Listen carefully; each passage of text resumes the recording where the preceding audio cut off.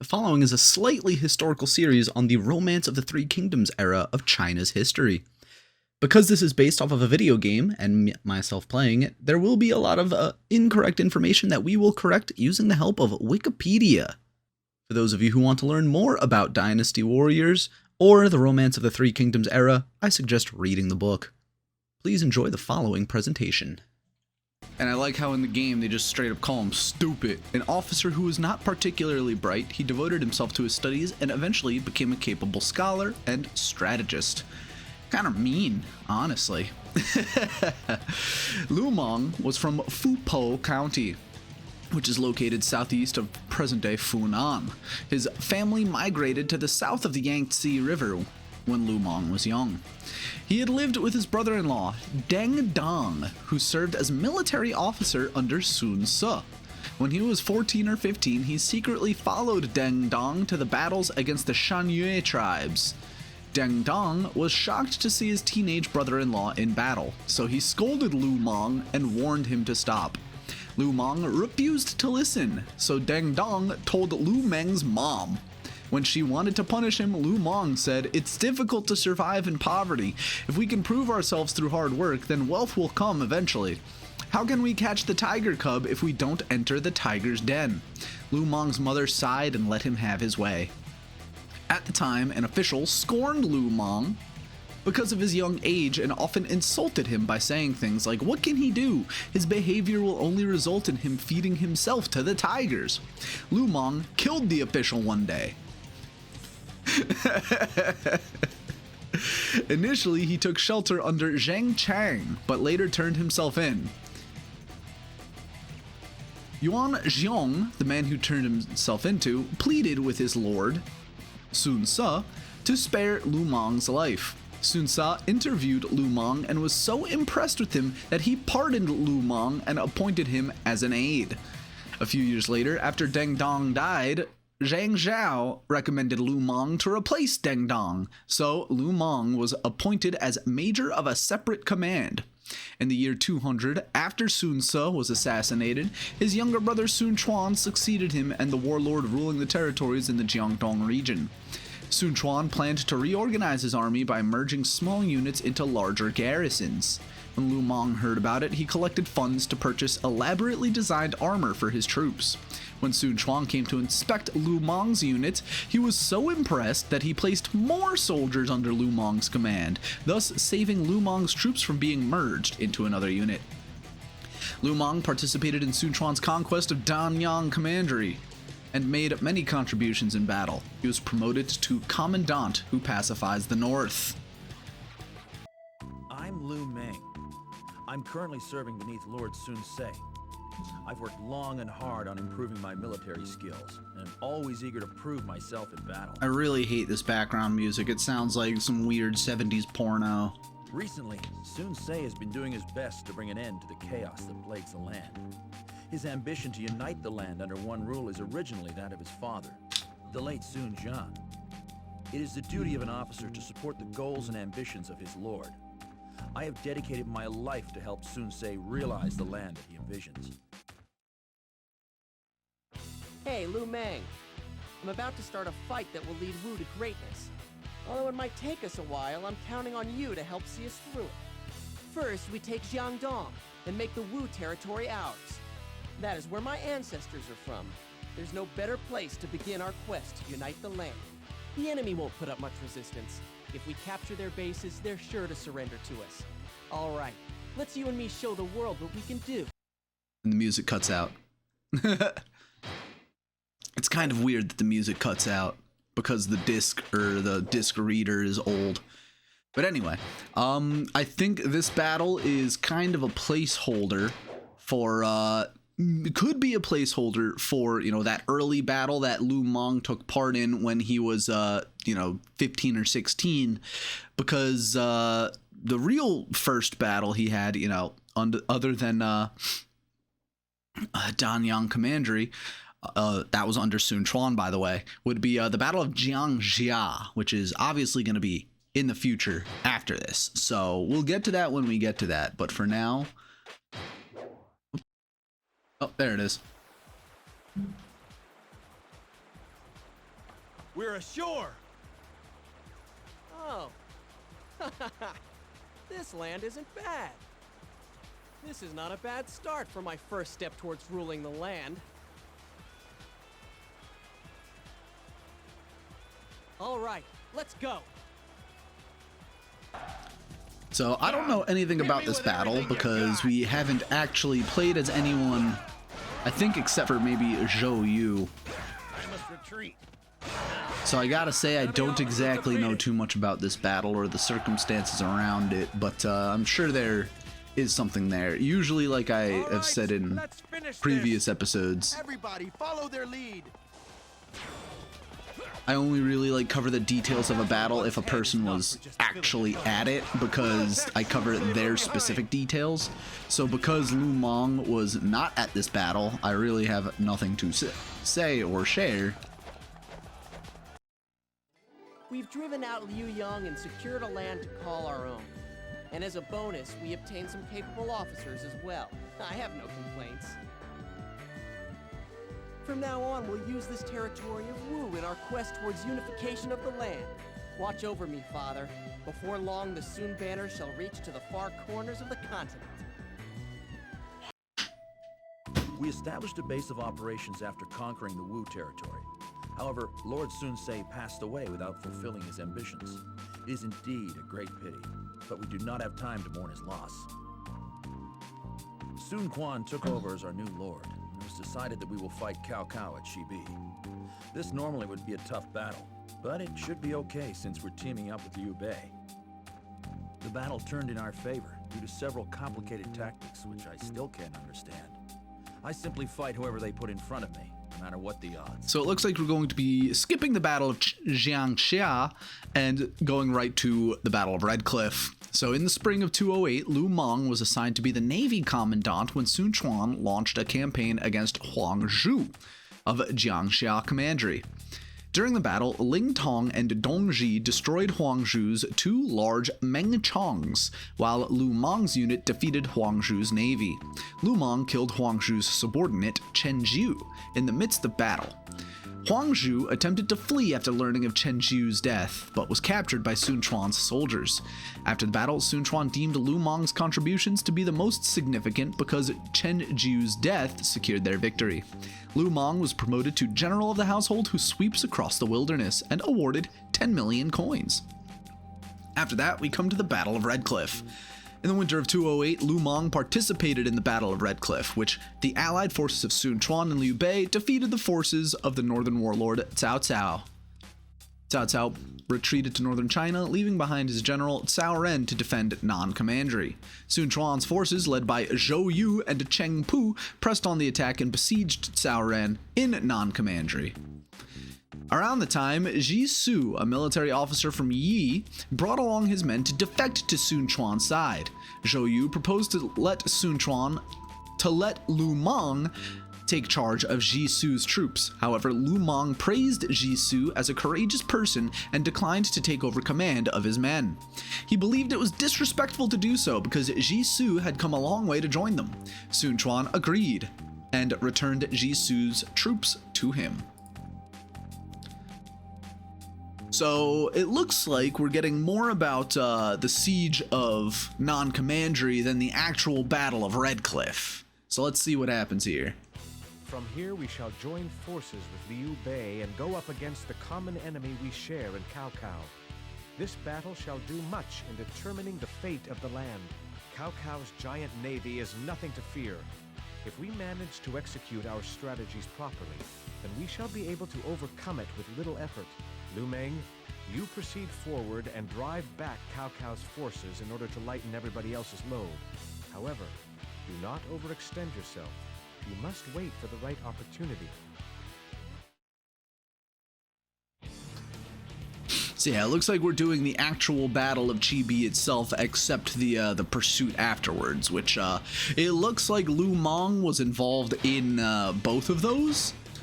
Because, I mean, it just mentions the fact that he participated in the Battle of Red Cliffs and then sieged non-commandery. And there's more about sieging non-commandery than there is about the actual Battle of Red Cliff.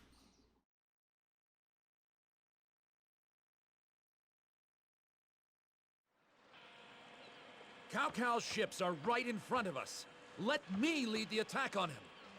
Wait, Lu Meng. Would you throw away our chance at victory? Stay here. Watch and learn.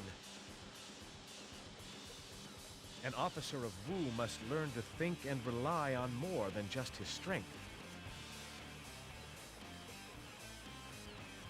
I like how Zhou Yu is older than him, but is depicted as being younger and prettier. This time we'll face our enemy with fire.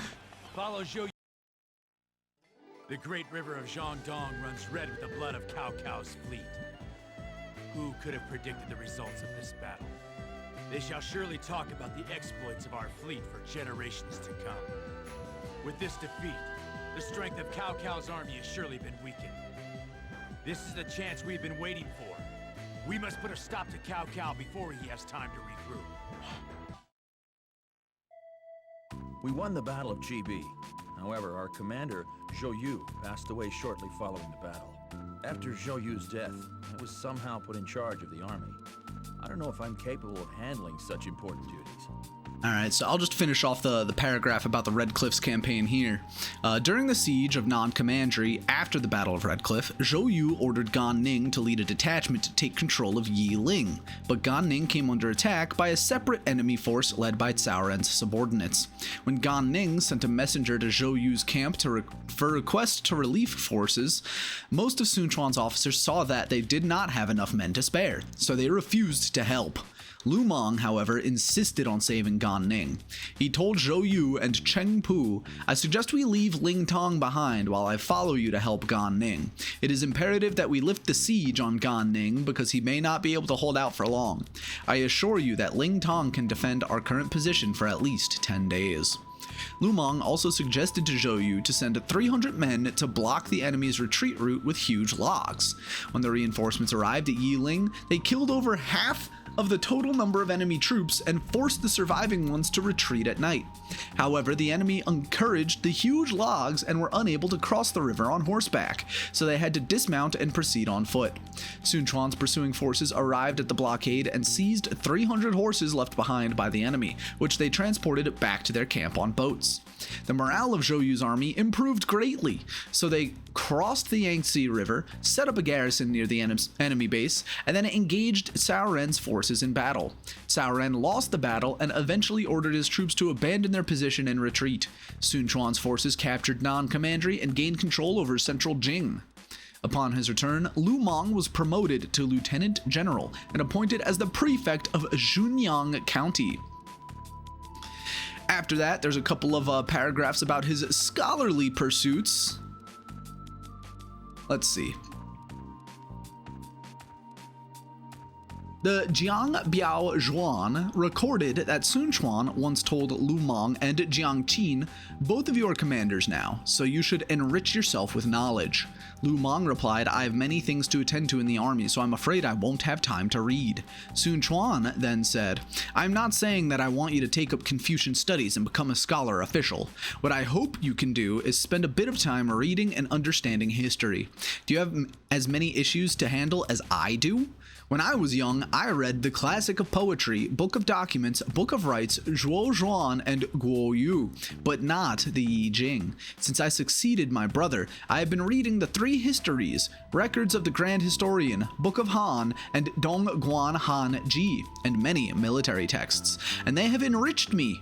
The two of you are open-minded and vast learning, so you can definitely pick up reading. Do you really not want to? You should start with Sun Tzu's The Art of War, and the Six Secret Teachings, Shuo Zhuan, Guo Yu, and the Three Histories. Confucius once said, 'He who fought in church sit in own pew.'" Confucius once said, "You will gain nothing if you give up on meals and sleep and keep thinking about something, so why don't you learn?" When Emperor Guan Yu was busy with military affairs, he still found time to read. Meng De agrees, and he is already old, but he never gives up on learning. Why don't you give some encouragement to yourselves? Lu Meng was so inspired by Sun Quan's words that he began to study diligently and acquire more knowledge. He eventually surpassed some Confucian scholars in terms of the number of texts he read. And it is kind of funny because Sun Quan is likely a descendant of Sun Tzu, the man who wrote The Art of War. Let's see. After that, in 210, after Lu Su succeeded Zhou Yu, who died of illness earlier that year, which was mentioned in this cutscene, as a frontline commander of Sun Quan's forces, he passed by Lu Meng's garrison on the way to Lu Kou. Lu Su had all along regarded Lu Meng with contempt, but someone told him General Lu's fame and glory are increasing day by day. You shouldn't view him in the same light now as you did in the past. You should visit him. Lu Su then headed to Lu Meng's camp. After some drinks, Lu Meng asked Lu Su, "You have received an important appointment and you are going to be stationed near Guan Yu. Have you made any contingency plans to deal with unforeseen circumstances?" Lu Su lackadaisically replied, "I will adapt to the situation when the time comes." Lu Meng then said, "The East and the West may be one family now, but Guan Yu is a person with the might of bears and tigers. How can you not make preparations beforehand?" Lu Meng then proposed 5 strategies to Lu Su on how to deal with Guan Yu. Lu Su left his seat, came closer to Lu Meng, placed his hand on his shoulder, and said, "Lu Ziming, I never knew you had such insights until I came here." He also visited Lu Meng's mother and became friends with Lu Meng. There's a slightly different account that I'm not going to cover right now of that issue, but that brings us to the battles of Wan County and Ruzhou. And if we somehow skip that, then the Battle of Lujiang as well. I'm simply going to have to train my mind as well as my body. Just as my lord requested, I read books and began to study. A true warrior must strive to improve himself in all aspects of life. We're given a special level where we have to read a book. We've agreed to Liu Bei's request and will attack Wei and Hefei. I'm suspicious of Liu Bei's true motives, but Hefei is too valuable a prize to pass up. The army at Hefei is short of men, so Cao Cao himself will likely come with reinforcements. Therefore, it is important that we claim our victory before he arrives. Lu Meng, every time I see you, I am amazed at how much your strength and wisdom have grown. Take your skills to the battlefield and show them to the Wei army. So let me just check real quick. Here we go. So we're going to be skipping the battles of Wan County and Ruzhou, which is just a small paragraph. In 213, Lu Meng followed Sun Qian to Ruzhou to guard against Cao Cao's advances. Sun Quan wanted to construct a dock, and his subordinates said we should land on the other side and attack the enemy, then return to our ships. Why do we need to build a dock? Lu Meng supported the idea of building a dock and said battles are unpredictable and we might not always win. If we lose and we don't have time to retreat to the riverbank, how can we even board our ships? Sun Quan agreed, and they built a dock. Yay! That's his whole involvement in the Battle of Wan County. After that, we have the Battle of Lujiang. Around 214, Cao Cao retreated from Ruzhou. He appointed Zhu Guang as the administrator of Lujiang Commandery, and ordered him to station at Wan County. Zhu Guang developed the area for agricultural use while bribing bandits to cause trouble in Sun Quan's territories. Lu Meng warned Sun Quan, the lands in Wan County are very fertile, so the enemy's numbers will rise after they gain a bountiful harvest. Within a few years' time, Cao Cao's military prowess will have increased significantly, so we should eliminate them soon. Sun Quan heeded Lu Meng's advice and personally led a campaign to attack Lujiang Commandery. Before the battle, Sun Quan summoned all of his forces and asked them for their opinions. The officers suggested to pile up earth to form small hills and replenish their equipment. However, Lu Meng disagreed. It will take several days to build the hills and replenish our equipment. By then, the enemy would have reinforced their defenses and their relief forces would have arrived. We can't defeat them. The rainwater has flowed in and the water level will subside if we linger for days. By then, it will be very difficult for our ships to retreat and we may be in danger. As of now, I observe that the fortress's defenses are weak, so we can achieve victory if we attack it from all directions when our army's morale is still high. We can retreat via the water route after that. That's the way to secure total victory. Lu Meng recommended Gan Ning to lead the assault on Wan County, while he followed behind with elite troops. When they attacked at dawn, Lu Meng himself beat a war drum to boost soldiers' morales. They captured the fortress by noon. Around the same time, Cao Cao's general Zhang Liao was leading reinforcements from Hefei to help Zhu Guang. When he reached Jiaxi, he heard that Wan County had fallen to the enemy, so he withdrew his troops. Sun Quan praised Lu Meng for his bravery and appointed him as the administrator of Lujiang Commandery. Lu Meng gained 600 households and had more than 30 subordinates. When Lu Meng returned to Zhunyang County, he heard that some bandits were causing trouble, and that many of Sun Quan's officers had been unsuccessful in defeating them. Sun Quan remarked, 100 birds of prey are not comparable to one osprey. He then ordered Lu Meng to attack the bandits. Lu Meng achieved success and killed the bandit chiefs, but released the others and allowed them to revert to normal civilian life.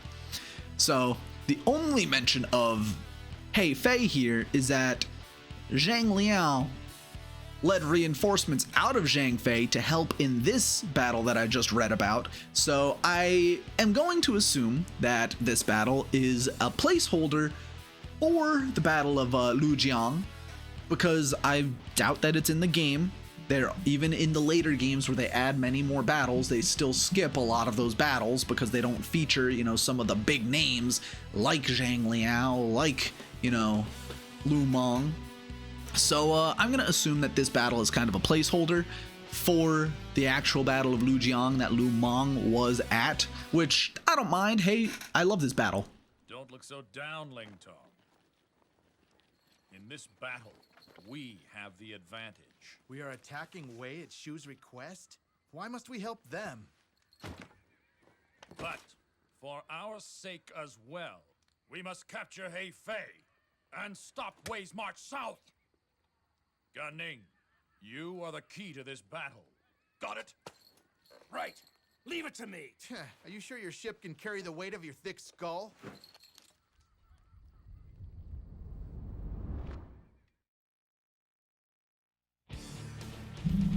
So yes, we've done this battle a number of times before. It's one of my favorite battles, a very fun battle. Let's just get right into it. We know a lot of the history around this battle, but Lu Meng specifically wasn't here. He was nearby, near the same time. We have gained the right to rule this land. Although we were unable to kill Cao Cao, the Wei army will not soon forget the lesson we taught them in this battle.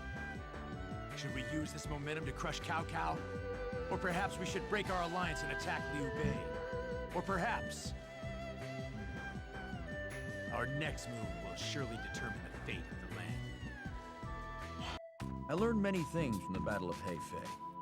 In order to utilize one's strength properly, strategy is necessary. They are not opposing forces. One complements the other. With this in mind, we proceeded to invade Nanzhong. It was necessary first to conquer these neighboring territories in order to defeat the two other kingdoms. It was Lu Xun who proposed this attack. He'll surely be the one to lead Wu once I'm gone.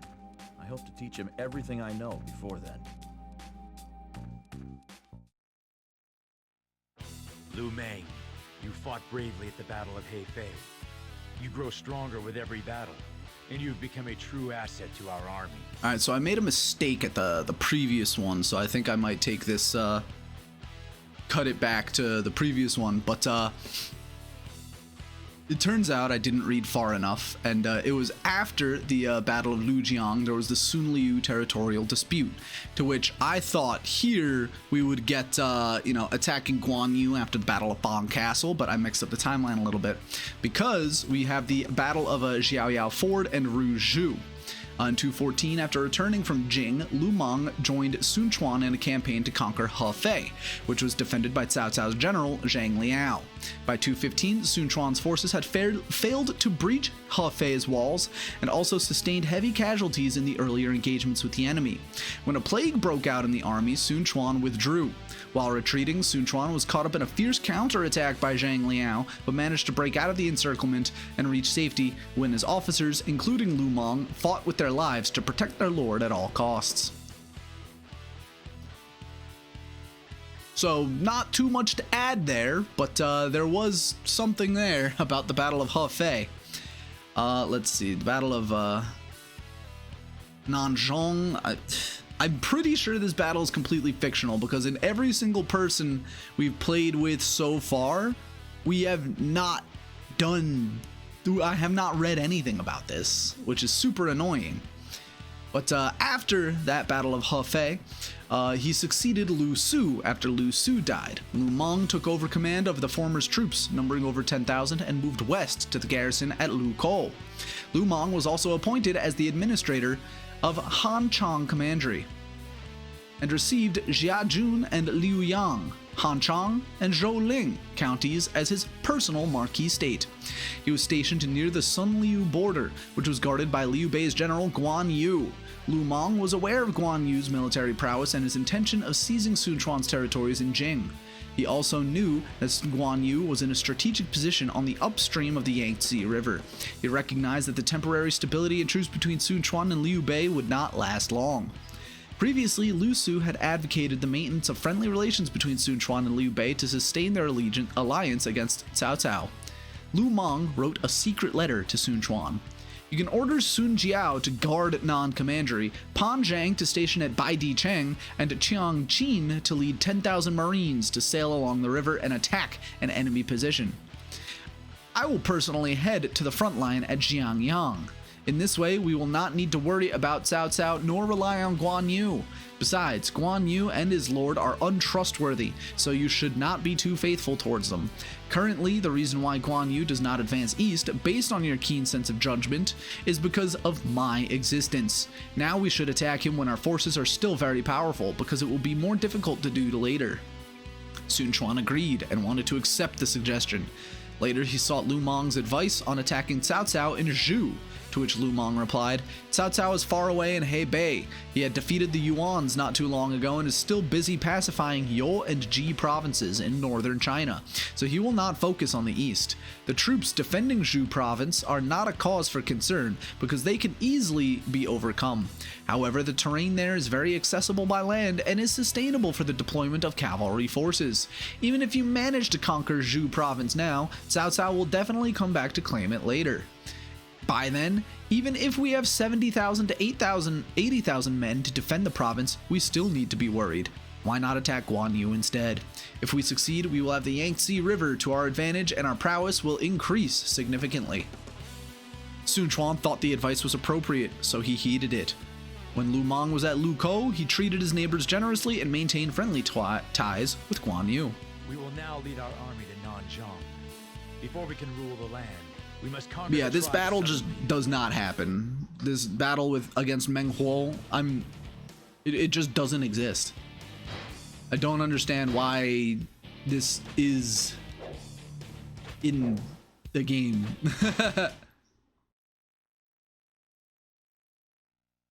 We have defeated the Nanman King Meng Huo and secured the lands of Nanman.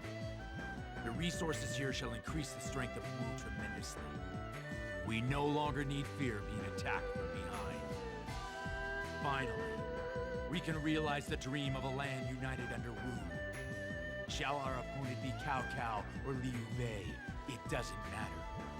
Nobody can stop the crest of power which we now ride. The land of Jing is the most important territory among the three kingdoms. Whoever controls Jing will surely emerge victorious. We asked Liu Bei to return 3 of the territories in Jing we loaned to him. However, Guan Yu denied our request and refused to leave. How dare they break the solemn oath between us? Guan Yu is no god of war. He is simply a vile demon who's been tainted by the greed and chaos of the land. I shall deal with him myself. How dare you disobey our pact and invade another kingdom, Guan Yu? Lu Meng, it's just as you said. We must finish him off for good. In 219, that is when Guan Yu led his army to attack Cao Cao at Fan Castle, which was defended by Cao Ren. He left behind his subordinates Shi Ren and Mi Fang to defend Gong'an County and Nan Commandery. When Lu Meng heard about that, he wrote to Sun Quan. When Guan Yu went to attack Fan Chen, he left behind many backup forces because he was afraid that I would seize the territories in his absence. I am often ill. Now, I request to return to Jianye under the guise of seeking medical treatment. When Guan Yu learns that I have left Jing province, he will definitely withdraw the backup forces and move all out towards Xinjiang. When that happens, our troops will sail along the river, traveling day and night, and swiftly attack the weakly defended territories. We can thus conquer non-commandery and capture Guan Yu. Sun Quan agreed to Lu Meng's plan and played along by openly approving his request to return to Jianye for medical treatment. Guan Yu fell for the ruse and withdrew the backup forces and advanced towards Fan Castle. When Cao Cao heard of the attack at Fancheng, he sent Yu Jin to lead an army to relieve Cao Ren, but Yu Jin lost the battle and surrendered to Guan Yu. Guan Yu's troops increased in numbers after his victory, so he lacked food supplies. He sent his men to seize the grain from one of Sun Quan's depots along the Jiang River. When Sun Quan heard about it, he sent Lu Meng ahead to invade Jing while he followed up behind. Lu Meng arrived at Xunyang County, where he ordered his elite soldiers to disguise themselves as merchants and sail towards non-commandery. On the journey, they captured the watchtowers set up by Guan Yu along the river to prevent the defenders from learning of their approach. Guan Yu was totally unaware of this. Shi Ren, who was defending Gong'an County, surrendered to Lu Meng after Yu Fan, an official under Sun Quan, persuaded him to do so. Earlier on, Guan Yu had punished Mi Fang for negligently causing some weapons to be destroyed in a fire. Although the incident was over, Mi Fang still feared Guan Yu. Lu Meng showed understanding towards Mi Fang and convinced him to surrender as well. And this is kind of a reiteration of the Guan Yu episode because I do remember all of these details from there. After entering non-commandery, Lu Meng treated the civilian population well, among whom included family members of Guan Yu's troops. He also gave strict orders to his men, forbidding them from disturbing the people. In one incident, Lu Meng executed one of his soldiers for stealing from a civilian household, even though that soldier was an old acquaintance of his. He shed tears after that.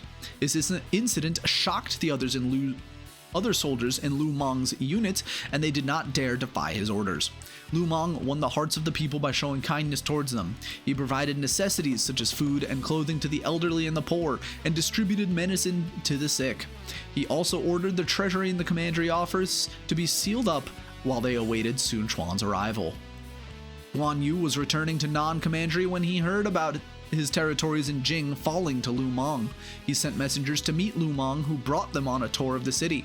When the messengers returned to Guan Yu, they spread the word that the families were well. Guan Yu's troops lost their fighting spirit after hearing that Lu Meng treated their families better than how Guan Yu treated them. Guan Yu knew that he had lost and was isolated, so he withdrew to Maichang. When they reached Zhang district in the west, Guan Yu's men deserted and surrendered to Sun Quan's forces. Sun Quan sent Zhu Ran and Pan Zhang to block Guan Yu's retreat route. Guan Yu and his son Guan Ping were captured in an ambush and executed. Guan Yu is preparing to attack Wei's Fan Castle. We are now going to side with Wei, teaming up with Cao Ren to defend the castle and defeat Guan Yu. So the funny thing too here about this battle in particular is the fact that you know, I don't remember exactly, but I don't think Sun Quan actually allied with Wei and sent reinforcements to Fan Castle. It was more like, hey, enemy of enemy is enemy. So they just kind of attacked Guan Yu from behind while he was sieging the castle, and you know, that's how it went down really. Lu Meng, I'm leaving this fight up to you and Lu Xun. Guan Yu has stood in our way long enough. Go reclaim control of Jing and eliminate Guan Yu in the process. So now, Wu is begging for our help. So they fear Guan Yu that much.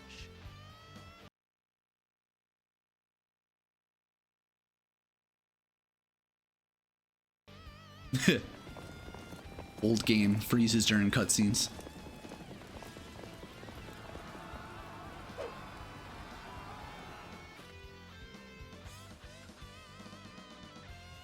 Guan Yu, this time, nobody can stop us. Not even you.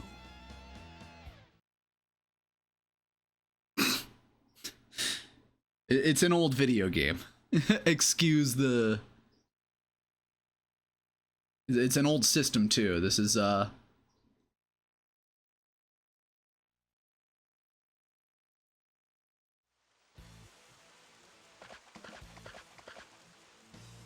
What news, Lu Meng?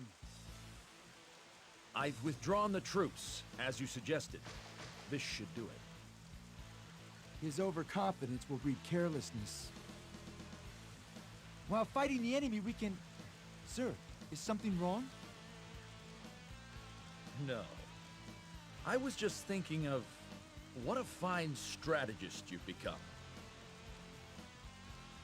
It is time! This army shall bring death to Guan Yu.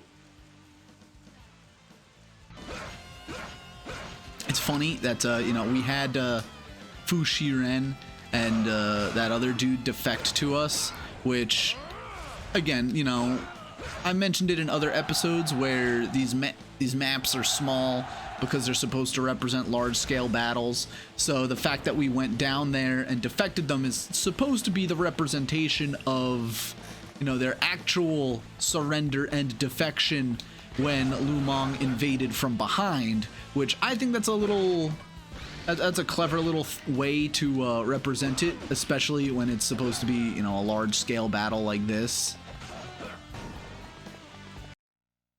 Guan Yu took all of my strength and wisdom, as well as all of the might of Wu to finally defeat you. You truly were the god of war, truly a real hero. With everybody's help, I defeated this god of war. In our quest to unite the land, there is no greater deed than this. The time of a land under the rule of Wu is near. It was during the final days of the year 200 AD when the Han Dynasty saw its end.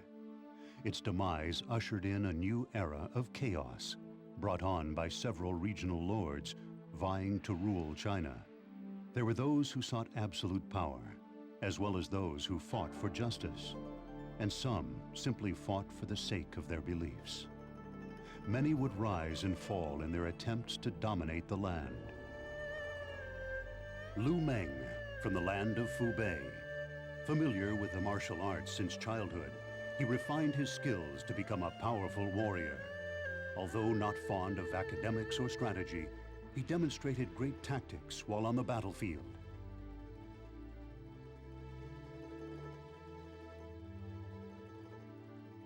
Lu Meng's combat skills were noticed by Sun Ce, who immediately made Lu Meng one of his elite guards.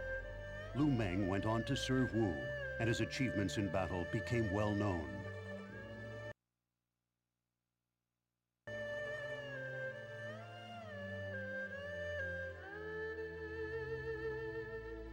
It was Sun Quan who discovered Lu Meng's intelligence and strongly advised him to pursue studies in academics.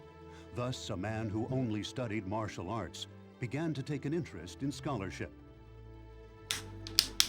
Oops, sorry. My water bottle's crackling.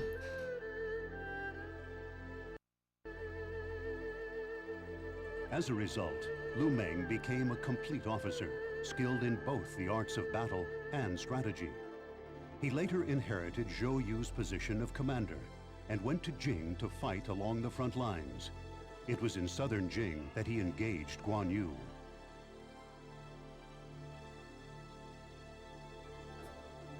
Guan Yu led his men north to Fan Castle. As he began his attack against Cao Ren, Lu Meng allied with Wei and flanked Guan Yu. It was during this battle that the mighty Guan Yu was defeated by Lu Meng.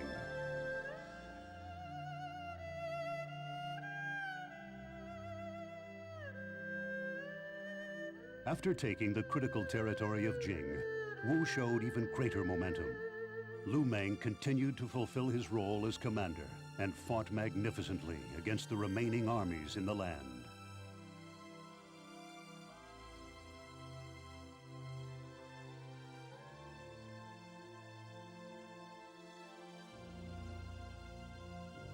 These tales, long forgotten in the flows of time, are about the legends of which no one can recall. So after the battle, in the Romance of the Three Kingdoms, there was an incident where Sun Quan and his subjects are celebrating their conquest of Jing province, with Lu Meng receiving the highest honor. During the banquet, Guan Yu's spirit suddenly possesses Lu Meng, grabs Sun Quan, and shouts, "Green-eyed brat, purple-bearded coward, do you still recognize me?" Sun Quan's subordinates immediately rush forth to save their lord.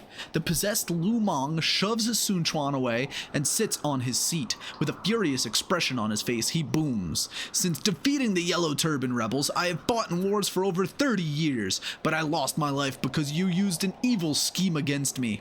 I can't feast on your flesh when I was still alive, but I can still seize Lu Meng's soul after death. I am Guan Yu, the Marquis of Han Shou Village." Sun Quan and the others are so terrified that they sink to their knees. Lu Meng collapses and dies, bleeding from 7 orifices. Everyone is traumatized by the scene that they witness.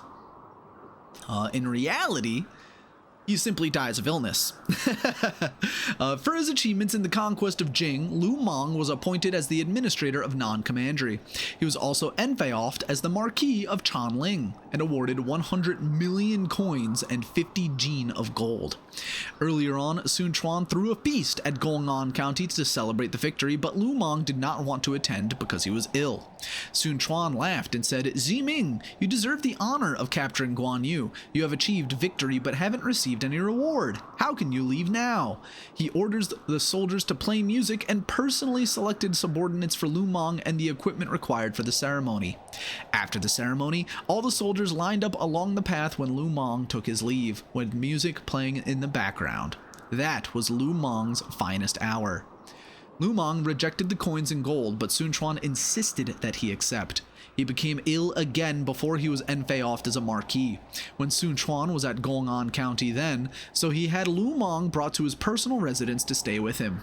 He also offered 1,000 Jian of gold as a reward to any person who could cure Lu Meng. Sun Quan became more worried as Lu Meng's condition deteriorated.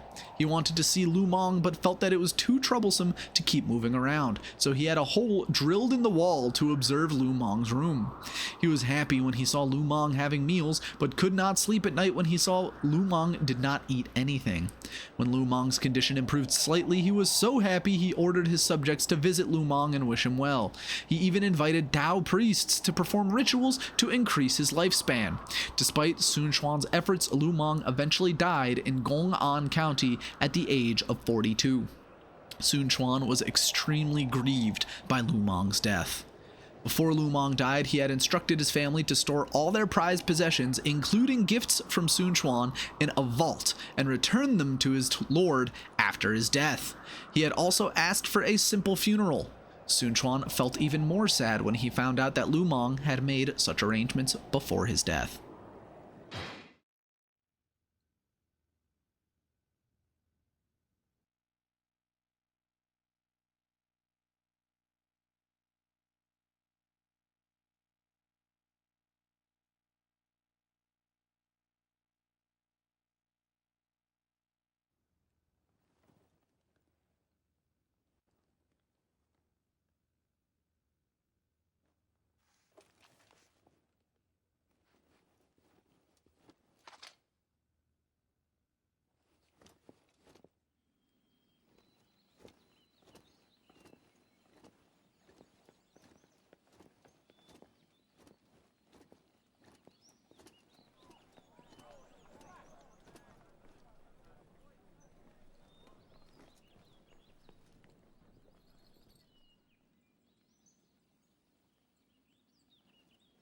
Move out!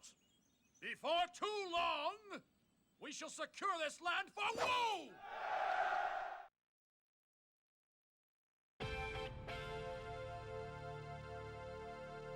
And that is the story of Lu Meng. A good amount of involvement in the Wu campaigns, and again, I mentioned this earlier, it's kind of funny that he's depicted as a 40-year-old man even though he's like younger than Zhou Yu, or at least around the same age it seems.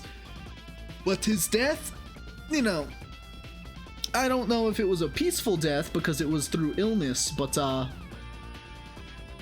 little less gruesome than dying on the battlefield at the very least. Very highly respected, and there are a couple of additional anecdotes. One I will cover. Tolerating Gan Ning.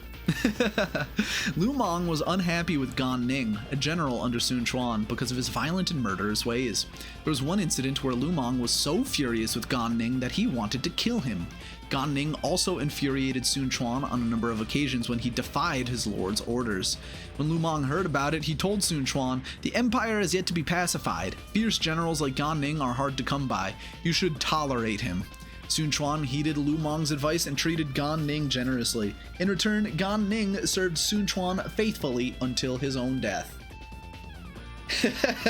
Which kind of lines up with the character in the game. Gan Ning is a massive asshole, but everyone just seems to tolerate him. So that'll bring us to the next character we're going to be playing as today. We saw him at the Battle of Hefei. That's right, it is Zhu Huang.